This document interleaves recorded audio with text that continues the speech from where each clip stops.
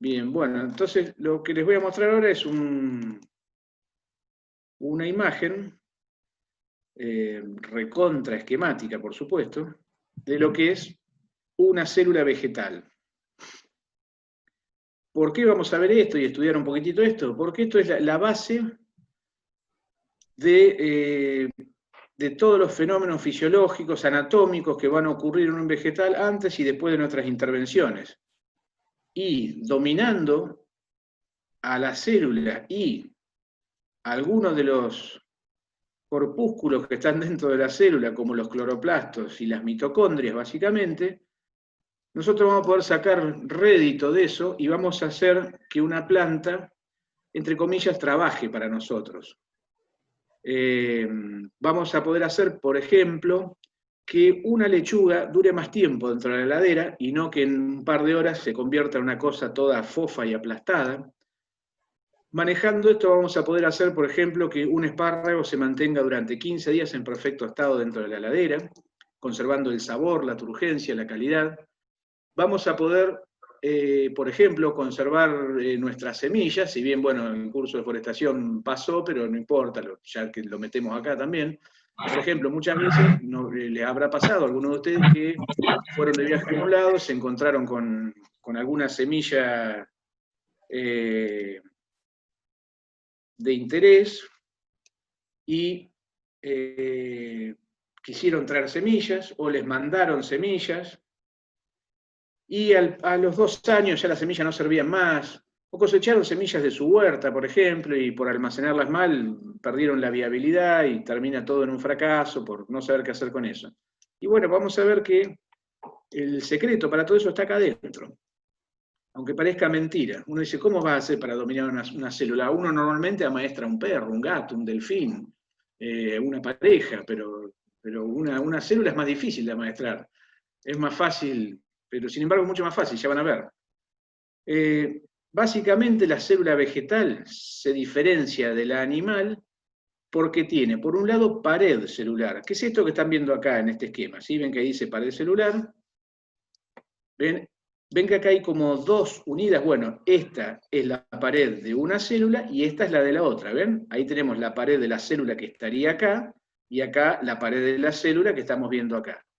La pared de la célula no es ni más ni menos que el esqueleto de la planta. La unión de todas las células una atrás de la otra van a formar un tronco, un tallo, lo que sea, y la pared celular esta es la que va a dar resistencia al vegetal porque no tiene esqueleto, no tiene una estructura ósea que lo soporte. Por ejemplo, el papel que escribimos está hecho con esta pared celular. La leña, cuando uno quema leña, no está ni más ni menos que quemando pared celular. Hoy día hay un montón de aislantes que se usan en la construcción, hechos con pared celular, con celulosa, que están teniendo un excelente resultado. Así que bueno, eso sería el esqueleto. Después de la pared viene la membrana plasmática, que es esto que está acá, membrana plasmática. La membrana es la que se intercambia, la que se, encarga del intercambio de sustancias entre el exterior y el interior de la célula. Por ejemplo, esta célula con la fotosíntesis, acá dentro del cloroplasto, va a fabricar azúcar, glucosa.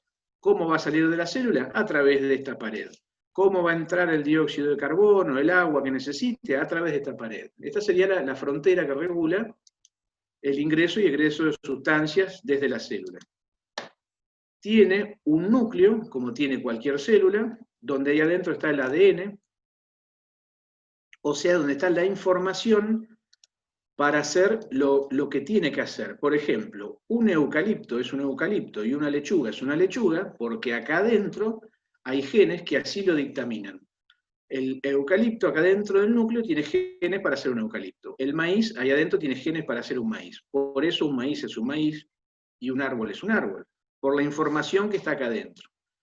Las operaciones que nosotros hagamos sobre un vegetal van a ser detectadas en última instancia por el núcleo y el núcleo va a ordenar qué hacer para reaccionar a favor o en contra de lo que nosotros hicimos. Toda esa información está ahí.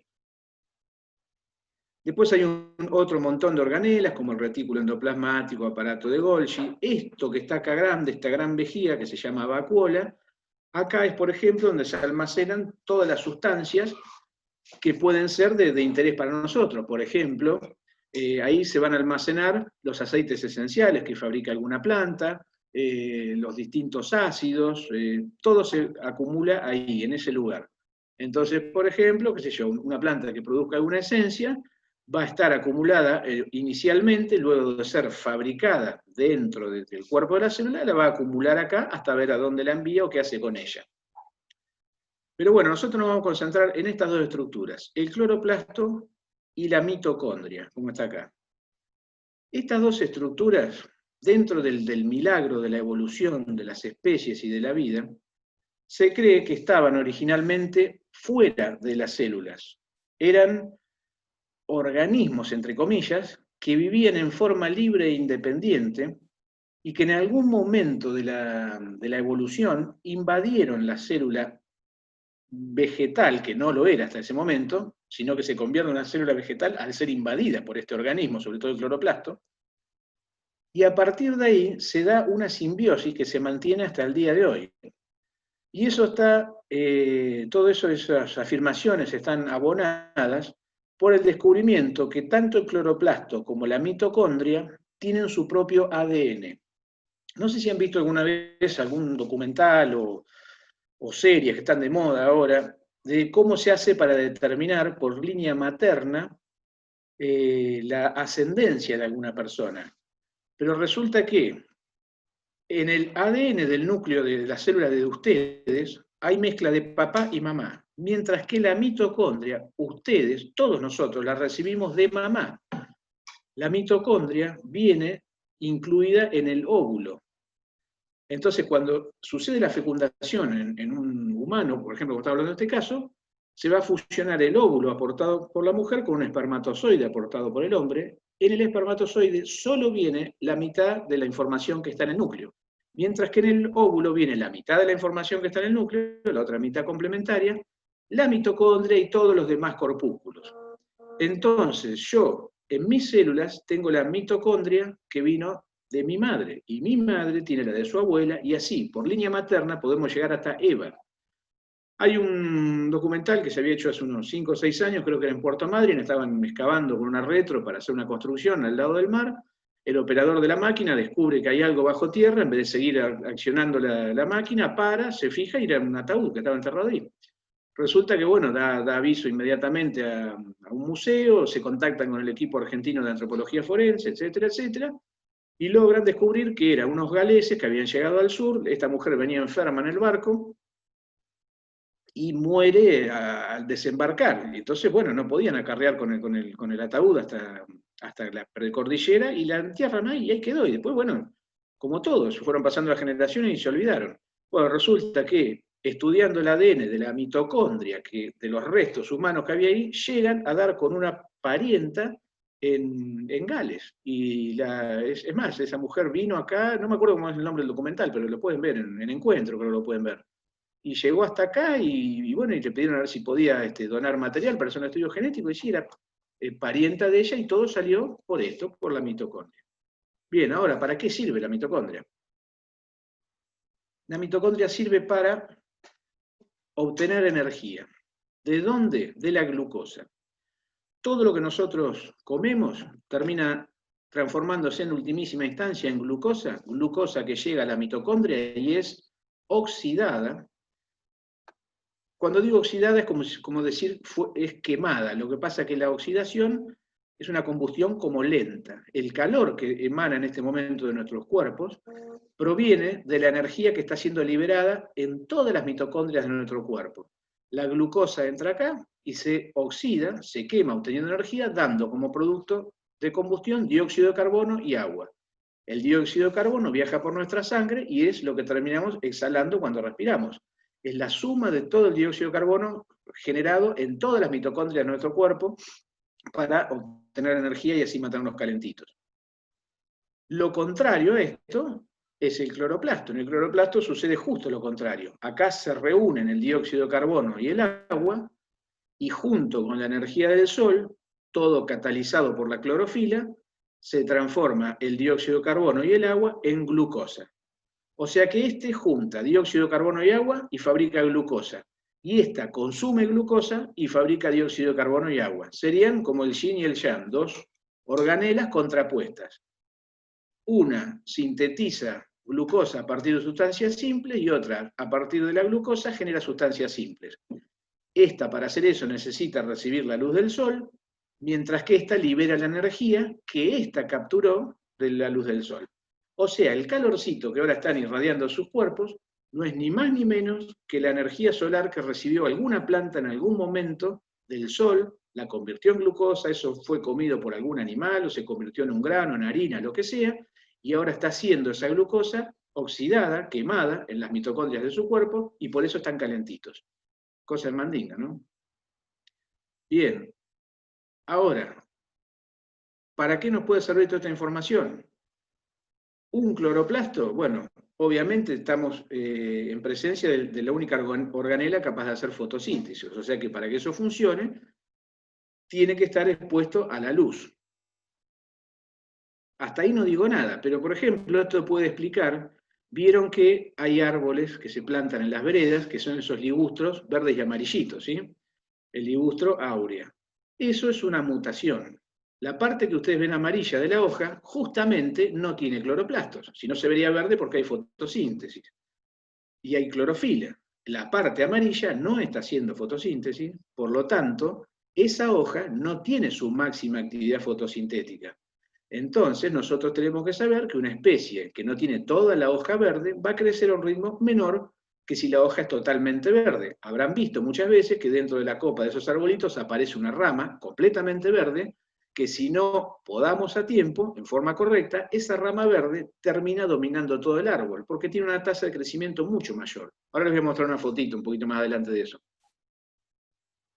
Mientras que las mitocondrias es el lugar donde se va a obtener energía para distintos trabajos celulares. Por ejemplo, cuando yo corto un gajito de una planta y pretendo hacer una planta nueva, que emita raíces y demás, estas mitocondrias van a tener que funcionar a pleno para que ese proceso sea lo más rápido posible. Otra aplicación de esto, por ejemplo, yo cosecho un choclo, un alcaucil o un espárrago. Digo estas tres especies porque son especies que tienen una alta tasa de respiración post cosecha. Entonces, si yo no la consumo rápido, después de haberla cosechada, el almacenamiento a temperatura ambiente va a ser que ese choclo, ese espárrago, ese alcaucil, que está vivo, yo si bien lo coseché, lo separé de la planta madre, sigue estando vivo. ¿Qué va a ocurrir? Las mitocondrias de las células que forman el choclo se van a respirar todo el azúcar, y si yo tardo un tiempo para cocinar ese choclo y consumirlo, va a tener gusto a nada, a tergopol.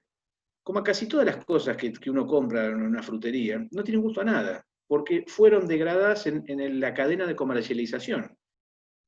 Entonces, ¿cómo puedo hacer yo para que la mitocondria no se respire los nutrientes y el sabor de un choclo? Pues enfriándola. La mitocondria funciona rápido cuando está caliente y funciona lento cuando está fría.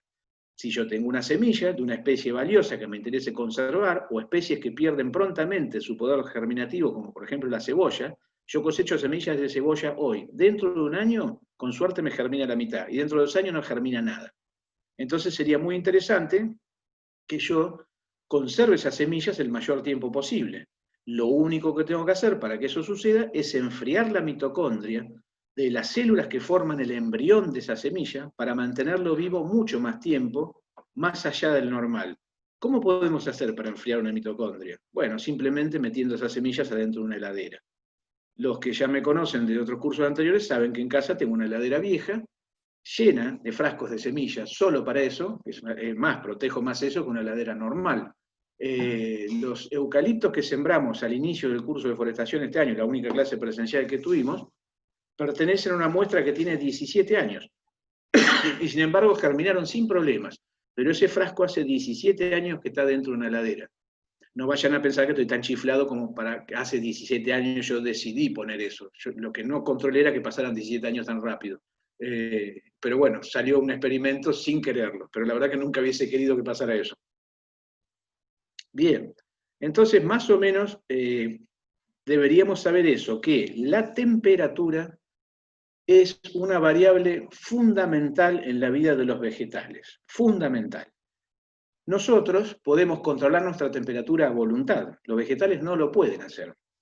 Entonces, si yo quiero que una herida de poda cicatrice rápidamente, si yo quiero que una semilla germine lo más pronto posible, si yo pretendo que una codo emita raíces lo antes posible, si yo pretendo que un injerto pegue, entre comillas, pegue, se una en el menor tiempo posible, si pretendo que un esqueje emita raíces lo más rápido posible, lo que tengo que hacer es manejar esas variables de tal forma que nos sirvan a nuestros intereses. De nada sirve hacer un gajito en julio o sembrar morrón, semilla de morrón en julio, si no le voy a poder dar las condiciones de temperatura óptimas para que todos esos procesos sucedan lo más rápido posible. Bien, entonces, conocer el funcionamiento básico de esto nos va a ser muy útil. Esto sería un resumen de lo que acabamos de ver. La energía solar impacta sobre los cloroplastos y ellos unen el dióxido de carbono y el agua, formando glucosa, azúcar y liberando oxígeno como todo residuo. Ojalá todos los residuos generados fueran oxígeno. Esto es lo que sucedió en el mar durante esos inicios de la vida en la Tierra, y este oxígeno fue el que llenó la atmósfera de la Tierra. Ahora, esa misma glucosa con ese mismo oxígeno es el que entra a la mitocondria para quemarse, entre comillas, vamos a obtener energía, calor, trabajo celular, y vamos a obtener como residuo dióxido de carbono y agua. Ese residuo se va a convertir en la materia prima de cloroplasto, que va a generar este producto, y esta materia prima va a generar este residuo, y así en un ciclo infinito que lo que hace es la energía solar almacenarla en forma de energía química para liberarla cuando se necesite. No conozco ninguna aplicación, ni ningún proceso industrial, ni nada que tenga esta eficiencia y esta sencillez y esta armonía. La verdad que no lo conozco. Esto es maravilloso, por eso les repito que esta organela debería estar en el pedestal de cualquier monumento, y no esa gente con caballos y lanzas, y lanzas no, espadas, lanzas no fueron para ahí. Bien, esperen que, bueno, este es el aspecto que tiene una célula vegetal vista en un microscopio. Esto, bueno, normalmente lo solemos hacer en las clases, pero bueno. Esto, por ejemplo, es un tejido que puede ser tranquilamente de una cebolla. Esta rayita que están viendo acá es la pared celular, y lo que están viendo ahí es el núcleo. Todo el resto de los otros organelas son muy pequeñas para verlas con un microscopio óptico. Imagínense que hasta la Segunda Guerra Mundial, que casualmente siempre las guerras son las que hacen se hacen grandes avances, los microscopios electrónicos no estaban prácticamente desarrollados. Entonces, todas las cosas que hoy sabemos se saben de hace menos de 100 años. Se sospechaba que había organelas capaces de hacer la respiración, que esto, que lo otro y aquello, pero no se sabía bien cómo eran. Recién se las pudo ver una vez que se desarrollaron todos esos aparatos. Pero que ahora les voy a mostrar una imagen de un interior de un cloroplasto en el que se observan los tilacoides, las láminas, bueno, no importa, son las palabras. Esto es un cloroplasto, eso que habíamos visto, ese huevito verde ahí, es esto. Para que se den una idea, un cloroplasto tiene más o menos un tamaño de 0,5 a 0,7 micrones. O sea, tiene la mitad de la milésima parte de un milímetro. Pero miles y miles y cientos de miles de millones de cloroplastos lograron modificar la atmósfera del planeta. Y adentro de estas estructuras que están viendo ahí, de estas pilitas, es donde se produce la fotosíntesis.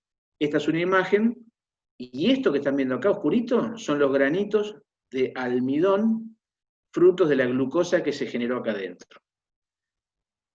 Esto únicamente fue posible a partir de la segunda mitad del siglo del milenio pasado. Antes se sospechaba que era así, pero no sabíamos cómo era.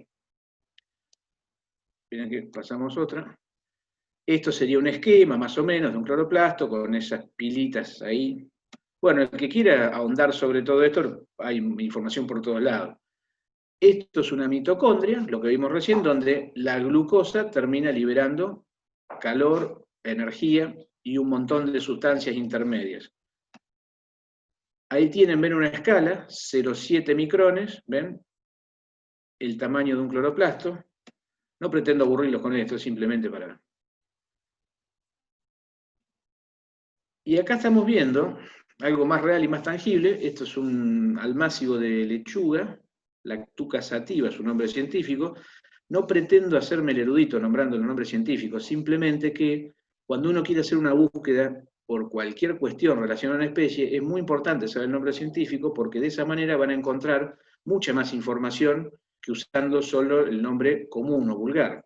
Por ejemplo, no sé, el laurel de jardín, acá es laurel de jardín, pero en España es adelfa. Pero en España, acá, en China, en Japón y en Marte, si hubiese viveristas, es Nerium oleander. Esos nombres botánicos son universales y a veces está bueno tenerlos porque uno, con un poquitito de inglés y sabiendo el nombre botánico, el nombre científico, va a encontrar documentos de todo el mundo de lo que esté buscando. Entonces, le va a aparecer un universo mucho más grande. Pero bueno, volviendo a esto, ¿qué están viendo acá? Estamos viendo un montón de plantulitas de lechuga, estos son los cotiledones, por eso la lechuga es una dicotiledonia. Eso que están viendo ahí, ya lo vamos a ver en el próximo encuentro, pero es un meristema, que es el que va a fabricar toda la lechuga, y acá estamos viendo una que no fue muy agraciada. ¿Qué le pasó a esta plantulita de lechuga? ¿Qué le falta? Si la estamos viendo blanca, significa que está rechazando todos los colores. El blanco es el rechazo de todas las longitudes de onda, mientras que el negro, algo negro, se ve negro porque absorbe todas las longitudes de onda. Si ustedes se ponen al sol con una remera blanca, van a sentir una temperatura agradable. Si se ponen al sol con una remera negra, van a sentir cómo se cocinan en su propio caldo, ¿o no? ¿Alguien ha estado con botas de goma negra del sol o blancas? La sensación es muy diferente. Con botas negras se empiezan a poner molestas.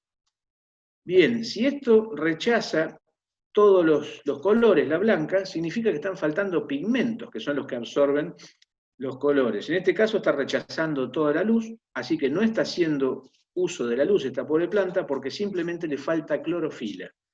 ¿Por qué le falta clorofila? Porque cuando se formó, mediante la fecundación en la planta madre, el embrión de esta lechuguita, no recibió del óvulo materno un cloroplasto.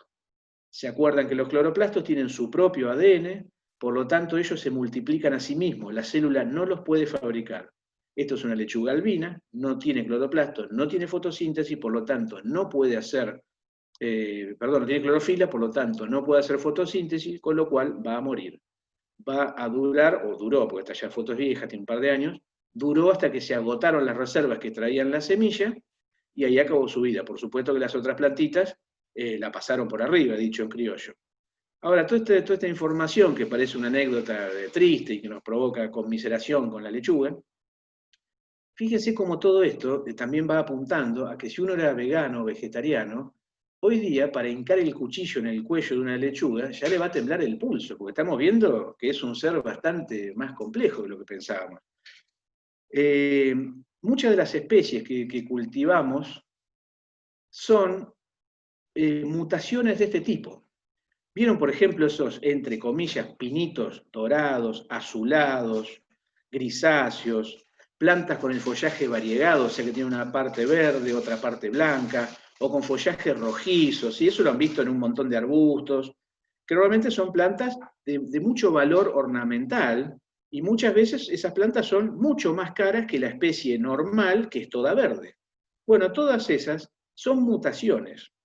Esta mutación fue extrema, porque acá hubo una falla a tal punto que no hay clorofila, esto va a morir. Pero las otras, la plantita es que el pinito normal es verde y el pinito mutante es amarillo, en condiciones naturales, normales, de competencia natural, tendemos a pensar que la naturaleza es un lugar lindo, con un Bambi comiendo margaritas en un prado, pero lamentablemente la naturaleza, lo lamento si ofendo a alguien, es un lugar horrible. La naturaleza te pica, te chupa, te come, te infecta, te digiere. No es un lugar para estar así medio dormido mirando el horizonte, porque ahí te descuidas y fuiste. Estas lechugas que están alrededor, que parece tan tierno, la van a matar, porque la van a sombrear. Esta igual va a morir porque no tiene clorofila, pero si esta lechuga fuera en vez de verde intenso, un verde más clarito, ese verde más clarito indicaría que tiene menos clorofila, su tasa de fotosíntesis es menor, y sus hermanas, más verdes, van a terminar ganándole el espacio y liquidándola. Pues muchas de las especies ornamentales que vemos por ahí son mutaciones que han ocurrido en viveros muy grandes. Por ejemplo, no sé, hay viveros que hacen de determinada especie 100.000 plantas por año. De esas 100.000 aparece un mutante. La manzana, por ejemplo, roja que consumimos, es un mutante de otra manzana, que apareció en Estados Unidos en el año 1800 y pico, y desde ahí se la viene cultivando. ¿Para qué sirve esta información? Sirve para que tengamos presente que la única forma de mantener esos seres vivos con chances de no ser liquidados por la competencia es a través de injertos. Esa es una de las razones. Entonces, para mantener esta cosa, una mutación de esas vivas, vamos a necesitar técnicas para que no perezcan en una competencia normal. Bueno, ahora voy a mostrar una etiqueta de un cajón de manzanas, y fíjense cómo esta gente hizo uso de toda esta información que hasta ahora parece estéril y aburrida. Esto es una etiqueta de manzanas, variedad Granny Smith, que es la manzana verde, y acá dice AC, ¿ven que dice esto acá? Y dice atmósfera controlada. ¿Qué será esto? Bueno, estos son cámaras enormes, donde adentro se almacenan manzanas con frío y cambiando la atmósfera, o sea, sacando el oxígeno y poniendo dióxido de carbono. Con eso se logra minimizar al máximo el proceso de respiración, y de esa manera yo saco 8 meses más tarde una manzana de esa cámara casi en el mismo estado que la coloqué cuando empecé a almacenarla. Son las manzanas que estamos ahora viendo en las fruterías, que valen 100 pesos el kilo. Son todas, y están crujientes y sabrosas y jugosas, ¿vieron eso? Y la manzana que vale 40 pesos el kilo es como ir a la playa y comerse un sándwich lleno de arena.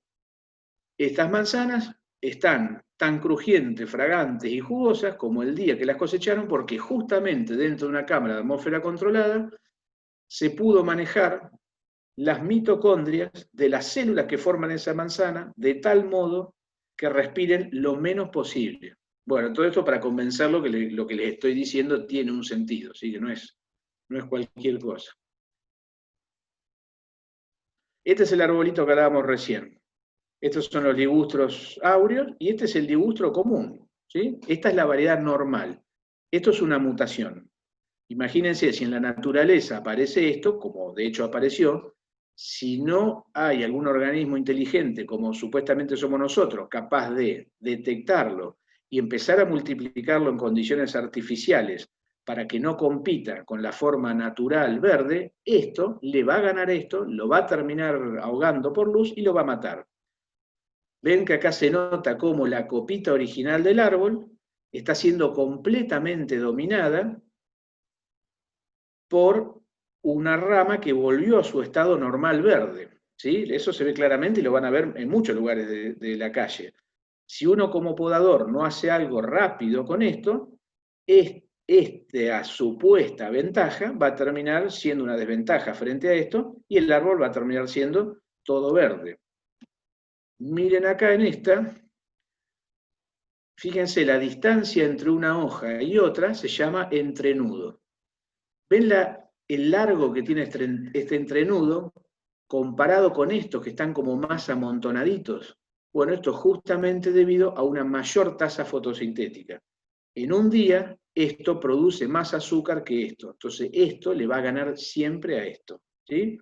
Eso se explica justamente por lo que vimos al inicio con una célula vegetal. Acá hay más cloroplastos que acá. Entonces, acá hay más organelas fabricando azúcares que se van a traducir en crecimiento que acá. Simplemente por eso se explica. Entonces, hay que hacer algo al respecto con esto. Bueno, creo que ya podríamos ir dejando por hoy, porque me parece que los voy a enloquecer, si no los voy a aburrir. Me gustaría por ahí que compartamos alguna impresión para ir mejorando esto, así como yo le dije la otra vez, que la charla esta de cómo se originó el universo, el planeta y la vida, no tenía yo la precaución de avisar que era parte de la introducción y que no todo el curso iba a ser así, porque muchos tienden a salir corriendo, dicen, pará, yo vine acá a un curso de poda, quería agarrar una tijera y cortar ramas. Pero bueno, esto es como para que le demos el valor que realmente tienen los vegetales y a la hora de ir a cortarlos, lo pensemos 2 veces si no sabemos lo que estamos haciendo. ya por lo menos nos sentimos criaturas mínimas frente a lo grandioso del universo. Creo que a esta altura ya nos dimos cuenta que somos parásitos absolutos de las plantas, si no fuera por ellas no comeríamos, no andaríamos en auto, no tendríamos luz, no tendríamos gas, no tendríamos nada, estaríamos viviendo dentro de una cueva, temerosos de la creación y de la naturaleza.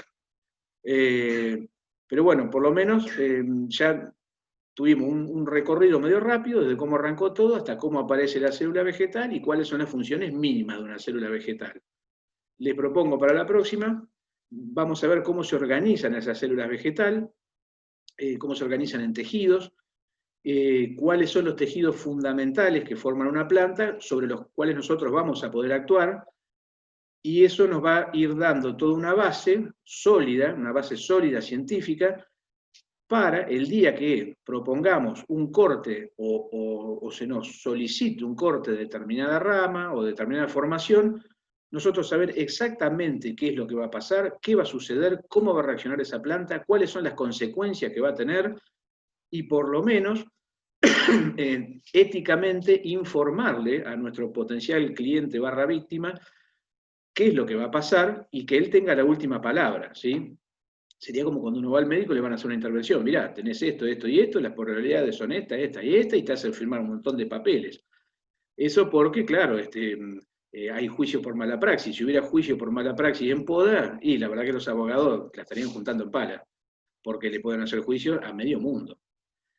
Bueno, si les parece, nos encontramos entonces el sábado que viene, a esta misma hora, y vemos entonces cómo esta célula, fruto de estos 15.000 millones de años de evolución, se organizan en tejidos vegetales que son los que vamos a usar para todas las técnicas que vayamos a aplicar en adelante. Eso va a explicar por qué un gajo echa raíces, por qué un injerto pega, etcétera, etcétera, etcétera.